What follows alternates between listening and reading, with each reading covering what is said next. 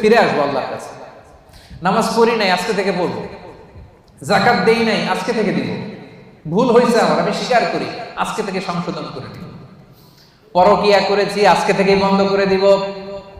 বিয়ের আগে নানা সম্পর্কে জড়িয়েছি, আজকেই বন্ধ করে দিব। পারা যাবে না? কবে থেকে শুরু করবো? আজকে থেকে না কালকে থেকে? আওয়াজ করে বলেন। অনেকে বলে কালকে থেকে ভালো হয়ে যাবো হুজুর। ইনশাল্লাহ কালকে থেকে নামাজ ধরবো, কালকে থেকে ভালো হবো, কালকে থেকে নামাজ পড়বো, এরকম বলা লোকগুলো আজকে কবরে শুয়ে আছে। এরকম আছে না? ওদের জীবনে কালকে আর নামে নাই, কালকের সূর্যের উদিত হয় নাই, ওই লাস্ট চান্স তারা পায় নাই। ওই চান্স আমাদের জীবনে আসবে কিনা আমরা জানি না। এই জন্য কালকে ভালো হয়ে যাবো, কালকে থেকে। এই কথা কোনোদিন বলবে?